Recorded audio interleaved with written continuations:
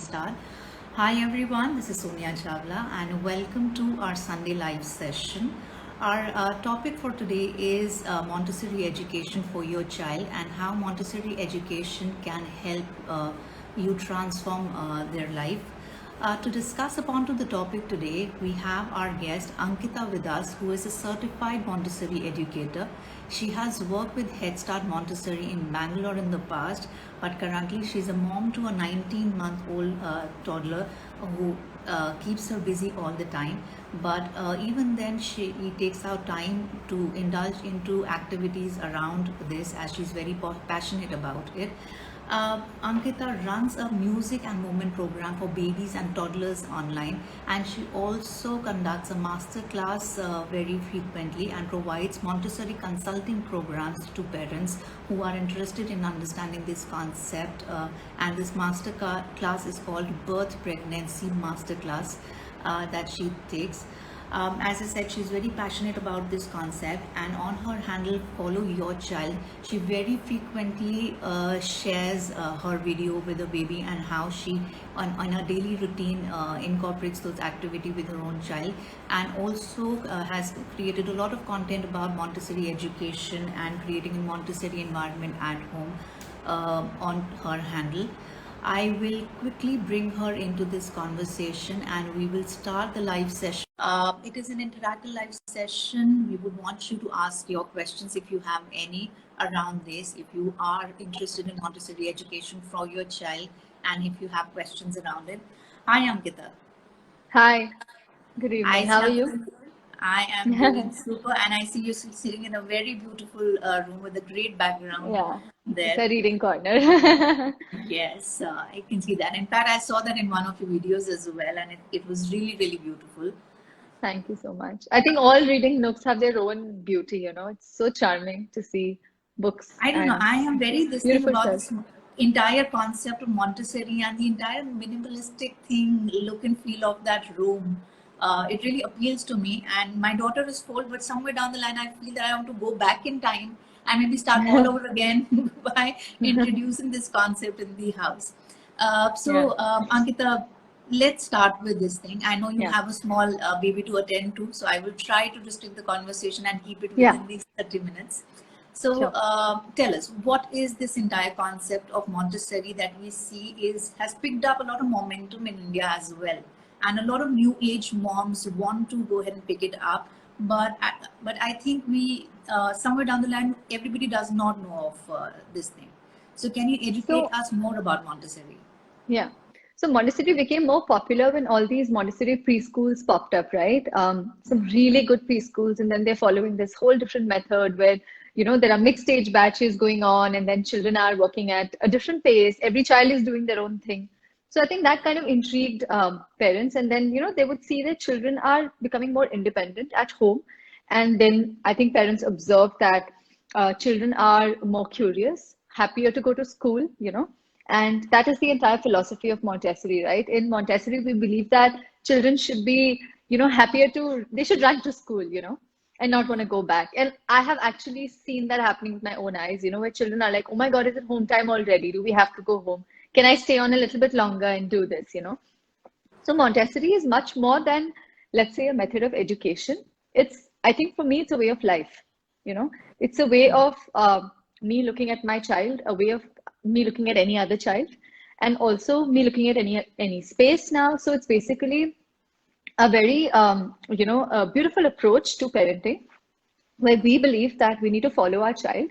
And that sentence called follow your child becomes the core of your entire philosophy, you know. So whatever we do, what we're trying to do is we're going to look at our child, we're going to observe our child, and then by our observation, whatever we can gain from that, we're going to provide, what the child needs. So right from birth, we believe that there's a lot that children are capable of doing on their own. Children don't just want to sleep and poop and have milk all day. They also want to see human voices. They also want to they also want to make some sounds. They also want to hear some music. They also want to, like, maybe look at some leaves or be a part of nature, right? So we believe that the child is born with a lot of capacities, and he doesn't need us to teach things. We believe that okay, this child doesn't know anything, and now I must step in, I must teach my child everything. Otherwise, how is my child going to learn? But on the contrary, children actually learn just by being in the environment, right? And that concept is what Maria Montessori called as absorbent mind. So she said that children have an absorbent mind at birth, and just by being in the environment, they can absorb everything that is there around us. So right from birth, actually much before birth, even during the pregnancy, children are absorbing language, children are able to absorb, they're listening to the mother's heartbeat. All their senses are pretty much active in the womb. So when this child is born, we don't believe that this child is incomplete at birth. We believe that this child has all the capabilities and that this child is going to become a contributing member of our society, a valuable member of our family, right? And to this child, all the respect is due. So, in simple words, treat the child at any age, at whatever age group, 3 or 4 year old, this applies as well. Treat your baby as the most important guest of your life. So, how would you treat the most important guest of your life? You would pamper them. You would ask them, would you like to have dinner now? Or would you like to, maybe watch a little bit and then come back? Or maybe, do you want to go for a walk now? We're going to ask them, right? Before doing everything, we give them choices. So, we believe that the child deserves the same respect, deserves that sense of choice. And in a very simple way, just by preparing our environment, we can offer choices to our children, you know. So it's just a very child-led parenting approach. And there's a lot we need to do in terms of self-control because adults would want to just step in and help children, right? When something is not going right, or the child is not able to reach that rattle, or the child is not able to solve that math problem or getting that word right, at any age it applies. So what we're trying to do in Montessori is we're just observing at that point what the child is doing. And if any correction or any help is needed, that will be a whole different episode later. So we teach by teaching, not by correcting. And So, we're only, yeah. all right. So, Ankita, I'll just ask a question, some questions in between, so that it helps Hmm. all the Sure, viewers sure. put this in perspective. So, you're Yeah, saying that absolutely. it starts from the time when you are pregnant. The Montessori Yeah, approach of educating and learning actually starts then, right? absolutely. So, It has to if start in pregnancy it because has to only start. then you're prepared when your child arrives, right? The first 3 months, any which way, the mother's not going to have any time to prepare anything for, she's just going to be so busy taking care of the child. But there's a lot that happens from the moment you hold your child. So typically, all of this has to start in pregnancy, your preparation of the environment, your preparation of yourself. I think more than anything, preparing yourself and your husband, probably your family, the immediate caregivers, that has to happen at pregnancy because Montessori can start at birth for a child. Yeah. So, if it starts at pregnancy, what are the other age groups wherein Montessori learning applies? Is it only So, at a stage till the toddler age, a kid stage? Till what age does this learning yeah. approach can be picked up by parents? So basically, the first period is called the infancy, which is your birth to, let's say, till the child starts walking. You can say typically till 18 months and stuff when the child is ready for a preschool. Then at 18 months to, let's say, 2.5 years, the toddler program is there for Montessori. So these are all programs that schools run. Okay, typically infancy will be spent at home. At 18 months, or typically some schools even take you when your child starts walking. That could be around 12 months or 13 months or 14 for some, or even later, right? So that is the toddlerhood, the toddler program. And then the core, the main, the popular Montessori, like we call it, right? So that's 2.5 to 6 years of age. So that's your entire preschool. And then finally, at after 6 years of age or seven, your child will go to like a proper mainstream school, right?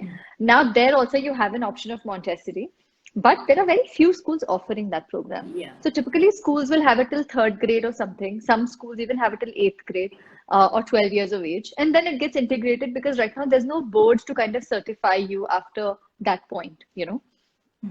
So that's, but the more, if you look at it, the more commercial aspect of Montessori or the more popular part is the preschool part because then parents become aware and they're like, okay, is my child going to go to a kindergarten or a school that follows like a Norwegian philosophy or Waldorf or Montessori? So I think that's when the core part happens.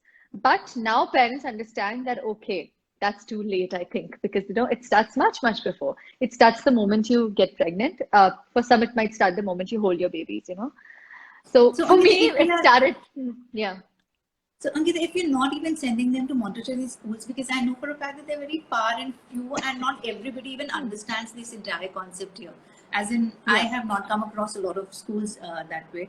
And even when my daughter was going to the school, there was only a brief session in between, which was called the Montessori session in the entire time that she was spending there, because we were Okay. there in the mother toddler program. I was there with her all the Right. time in that. Okay. So if she was spending Okay. 2 hours there, it was only a brief 15 minutes or a 20-minute session. That was the Montessori thing that we had in the class Okay. there. Now, if that is the Okay. case, and then is it still advisable that the parents are following a Montessori learning approach at home and the kids are going to another one? Or if we are following Montessori, then it has to be followed up Montessori with the Montessori style of education in the school as I well.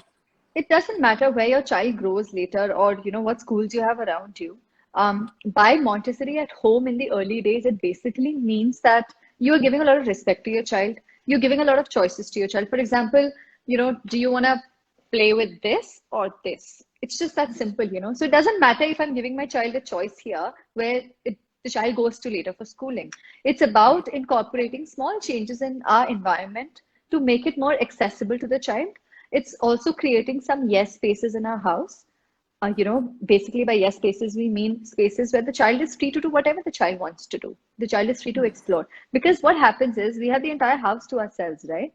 But what happens when a child comes into that space? We're so protective of our perfumes, our books, our paperback books, our phones, our makeup, I don't know what not, right? Our watches. I'm just telling you a few things that happen on a day-to-day basis, right? Because then that child might want to touch it, explore it, and that's fine because that's the innate nature of the child. But then we don't allow the child to do any of that, and we become very protective and we start putting things away. The vase is going to break, and then this is going to happen.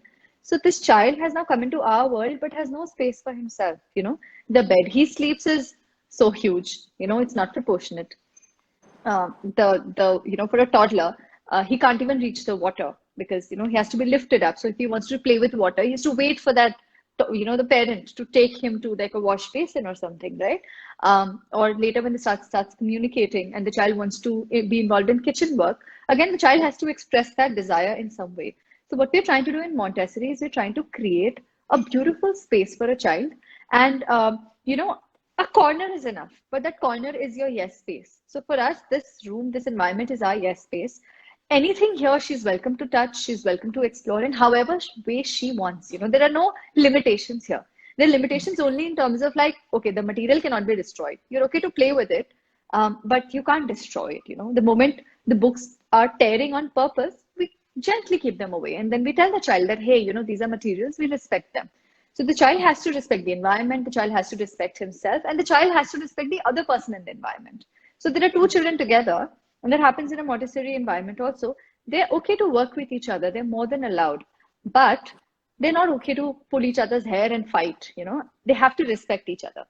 Children will be children, but there are some ground rules because Montessori is such a free spirited method. People misunderstand sometimes that there are no limitations and children can actually get spoiled. So, which is I'm telling you that there are limitations in place. And what we're trying to do is just incorporate a tiny corner for a newborn where, the child is free to concentrate, probably look at a painting, look at black and white pictures of family members, or just concentrate on a Montessori mobile that's hanging from the ceiling. And you will see that these newborns also have innate capacity of concentration. They can spend minutes and sometimes even like half an hour or more just looking at that thing moving, whatever that thing is. Then the nature, they just happily to just see the leaves rustling. That's the nature's mobile. The nature's Montessori mobile. Nature is the best Montessori mobile. So typically, what we're trying to do is we're trying to notice these urges in children. So, for example, for a toddler, you might notice sometimes they really want to play with water, or they want to splash things, or there are times when children just want to put things in their mouth. So they'll have different phases. So at every point of time where there is a need, we are going to come in and we're going to provide something to fulfill that need. And if So, you're doing all of this, it doesn't matter where the child goes to later, typically a kindergarten or any other school. So one thing, Ankita, that I understand about the Montessori environment is that we are trying to create an environment which is minimalistic, which is when we say we respect them, we are trying to say that things are accessible. It is at their Yeah, length, wherein they at can their level. approach, they can pick it up Absolutely. themselves, and they're not dependent on anyone. So we're They're not. trying to provide that independent space for them, wherein they can Yeah. move freely around and all of that.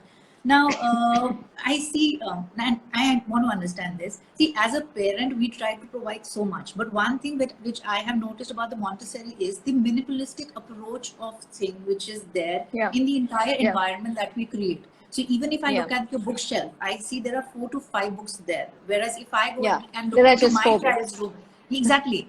And if I go back and if I show you my child's this thing at maybe when she was 19 months old, even then she had 50 books there, and I wasn't sure Wow. which one to pick up and how.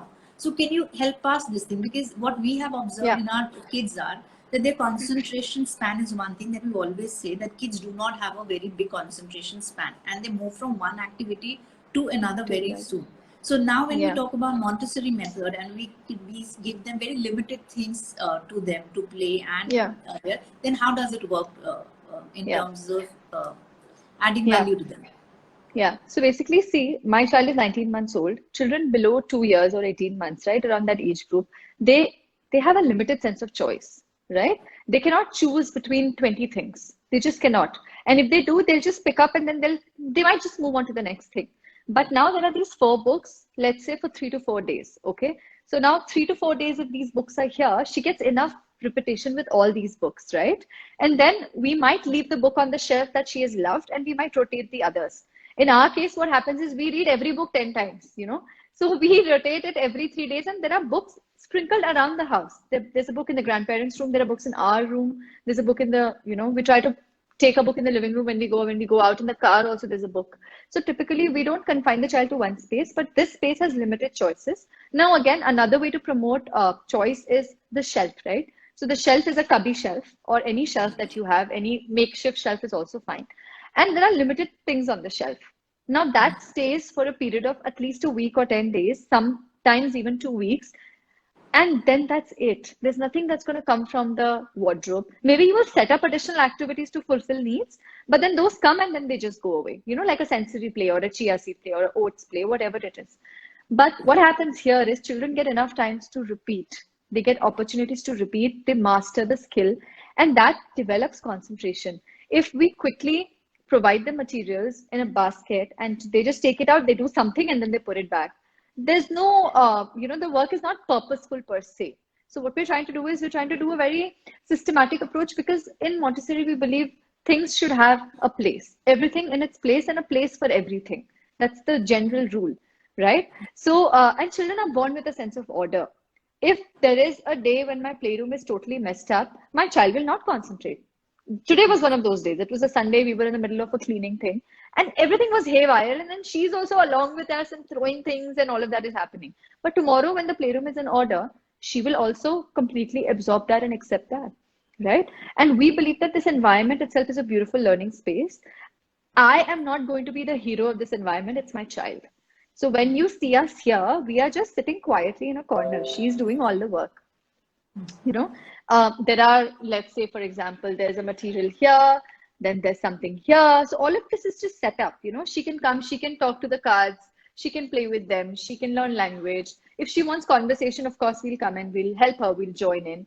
So there's a basket for music, so she's everything's accessible to her, and she can come and pick and choose and work with them however she likes and whenever she likes. But now the child sees this order, and the child also learns to put back things. So she knows that she can read one book at a time. So she has to put back one and then take the other one. And same goes for the materials. So that's one thing. You asked me another question. I can't remember right now. So I think how does it help? So when we are giving this Yeah, kind of independence in this environment, which yeah. is not there in the Yeah, usual kind of concentration. school. Yes, your Yeah. second point. Yes. So what happens is I'll tell you. Now the child knows that this is what it is, and the child picks the material, child works with it, and we've also shown the child how to put it back. So child puts it back. When the child is working, there's no, oh my God, look at my child. There's no gasping, there is no calling other people and showing off my child. There's nothing, there's pin drop silence, or maybe there's music in the background. So the child is free to concentrate. The child is in a space which promotes concentration. There is no distracting wallpaper with flying elephants or unicorns. The room is very minimalistic, and the materials are there which are just supporting the child's growth.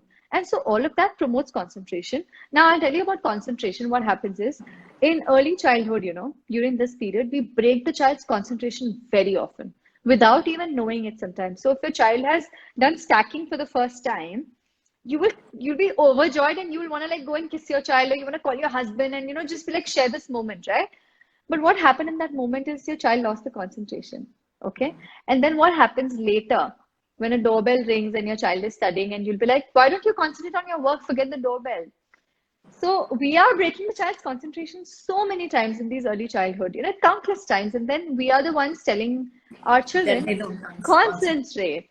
So this is what happens with children. And she knows there are things in the wardrobe, but somehow she might just take something, and then she's not going to ask for different things. At least my 19-month-old doesn't. I'm sure a 3-year-old child will know that there are other things inside and want them. But then we can always tell them that, hey, you know what, these are not part of the current week's rotation. Do you want it next week? Okay, we'll bring it back next week. And choices is not just in terms of books and toys. It's also in terms of clothing. Do you want to wear this night suit or this night suit? What do you want to wear? Do you want to go out for a drive or do you want to go for a walk? Do you want to eat an apple or a banana? So it's just the way we talk to our children, because we know that we are making a choice when we're picking that orange, right? That child doesn't even know that child wants an orange, but just because we've given a banana, the child is eating it. So we're trying to kind of, consider those little things and giving them choices. Also, it develops a big, it's developing communication, right? Now, the entire basis of communication that this child has is based on the communication the child has had with us.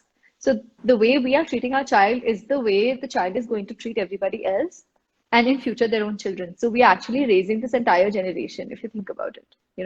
By just raising one Montessori child, we are adding a lot to our society.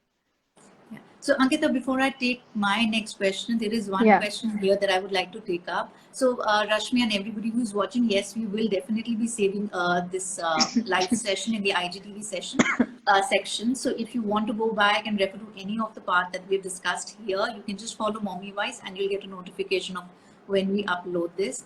Also, the question here is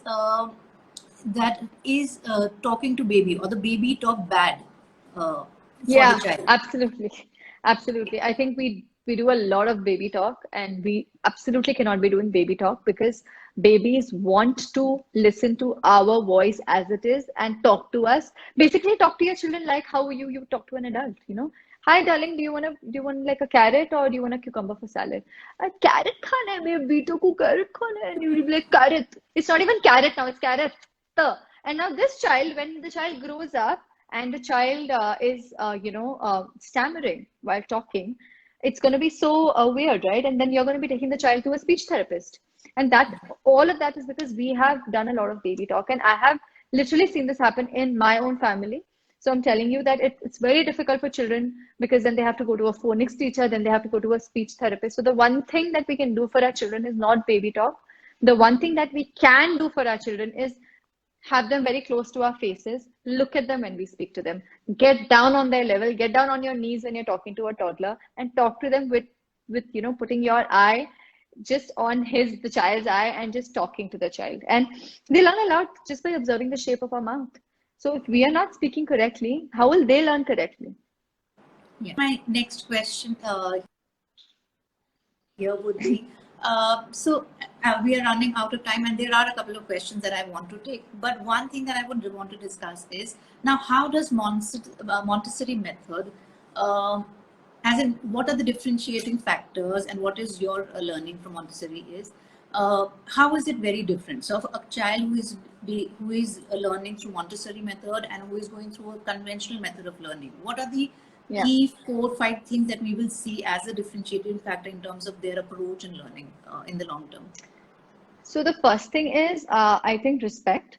Montessori children are given a lot of respect at school. They're often given choices. Their willpower is going to become very strong. They're going to be very determined. They're going to be very clear of what they want. Because at school also, when we ask children, do you want to work with this? And they'll be like, no, I don't want to. I want to work with that, So their choices are respected, which makes them believe that, okay, this world is taking care of me by asking me. So they're often very strong-willed children. That's number one. Number two is concentration, like I've told you, because they're free to concentrate. They're not disturbed. So you will see children with better concentration if that continues for a longer period and at home as well. The third thing is participation in daily life, because Montessori children are doing laundry, they're cleaning their dishes, they're doing mopping at school, they're taking part of they're a part of everything, they are do gardening, they're doing a lot. So you would see that the children are more integrated with your family life at home, and at home also, if you've integrated them, like you've allowed them to come to your kitchen. Like my toddler today peeled potatoes for my for her grandmom, and grandmom has been calling my mother and telling her, you know what, she peeled potatoes today, and then I use those potatoes for my sabzi today. So the toddler feels appreciated. The toddler is part of daily life, so that's important. Another thing is creativity and stuff, because the children have materials, but not all the times we are guiding them what to do with it. There's an art corner. We are not giving pre drawn sheets to color or drawing shapes for them to color, right? So these children are really free to explore whatever they want and however they want. And I think community and the feeling of community, because in a Montessori school per se, 2.5 to 6-year-old children will be in one classroom. So the younger ones are learning from the older ones. The older ones are learning how to help the younger ones. The dynamics are amazing, you know. So these children are not going to be scared of talking to adults. Their personality is going to shine in a very different manner. And every child is going to be at their own pace. They're not going to feel those pressures in those early 6 years at least, because they move on to one thing when they've completed the other thing. It doesn't matter if their friend is at another pace. Versus in a kindergarten, all the children are doing the same thing, right? So that, I think, 5 things would really, make a difference. Yeah. So, Ankita, I'll take a couple of quick questions here. One is, so somebody has asked Shruti Dagar how to handle sibling Yeah. rivalry with their belongings. I don't know if it is more to do with Montessori, and you can answer that. My Yeah, daughter, I can.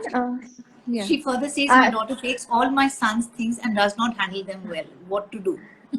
okay. So the thing is now, toddlers don't share. Okay. Some if you're expecting children to share, we have to wait for them to grow up, because at a place where the child is kind of just doing their own thing, the child is pretty much wanting to do everything on their own. The child is pretty much wanting to take care of their own things, and they're not going to be wanting to share. Absolutely not, right? So create their own spaces and kind of define, that this is yours, this is mine. And if at all there is a space where you feel rivalry happens with, if it's happening with everything, then it also could be that you need to sit them down and have a conversation with them and tell them that, you know what, these are things we have in common. This is yours and this is his. And I'll tell you, at this point, just get two of everything, you know, that's it. It will really help. Yeah. Yeah. We have another question from Shanta, and she's asking, Ankita, my daughter is 5 years old. How do I handle tantrums and screaming, shouting? By I don't have talking an to answer to them, by this. keeping your calm. I think I'm going to tell you what I do. By talking to them, by keeping your calm, by giving clear directions, and maybe connecting before you start correcting them all the time, and help them. That will help them develop that trust with you. I think that's really important. More often when they're crying, we are like, "Don't cry." A better thing would be to name their feelings, saying that I know you're feeling upset, and I know this is upsetting you. How can I help you? Or maybe, is there something you would like to do? Something like that. I think name their feelings and talk to them. I think the power of a human voice is the most important thing when it comes to calming children. It's underrated. Yeah. So, one question is, if I have not started early off, like we said, in pregnancy, or when my child was 1 year, or maybe even 2 years, is it too late for me to start on Montessori now? It's not. It's not. It's never late, because it actually, if you think about it, Montessori is the way the principles are. It's a way of life, right? It's your philosophy. So you can give your choice, no matter how old your child is, even if it's an 18-month-old child, you can always give them choices, right? You can always consider them e- as equal as you are. You can always treat them as adults. You can always create beautiful spaces for them. You can always foster independence. So I think typically it doesn't end, it's just how you are with your children. Okay. And Ankita, is it possible for you to give us some recommendations for parents in terms of Montessori material and where to start? So for babies, so So this thing, if you yeah, could give me two recommendations for each category for babies and this thing that you can advise people to start with. I think at any point where you are in your life, you can just pick up and start reading The Secret of Childhood, by Maria Montessori. I think that book is what made me change the entire course of my life and take up, Montessori as my everything in life. So I think anybody at any point reading that book will give them a very clear picture, and you will be able to relate to a lot of stuff also. Okay. So there is Shri Divya who is saying that because of pandemic, she's trying to keep the baby engaged, but she easily gets bored, and she's done many things to engage, but has failed. What would you advise? Let the child do whatever you're doing. If you're in the kitchen, take the child to the kitchen. If you're doing laundry, let the child do laundry. I think let the child become a part of your daily chores. That's it. The most important thing. So, Ankita, any parting words, and we end it here.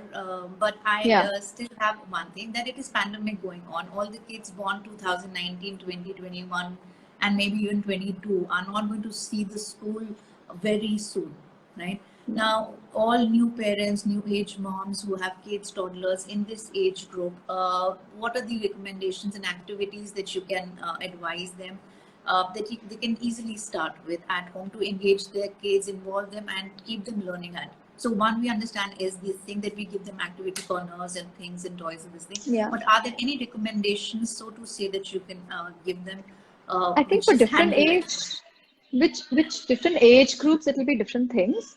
But I think the one thing, sorry, I can hear a lot of children in my house, but yeah. So the one thing that we can do for our children is read with them a lot.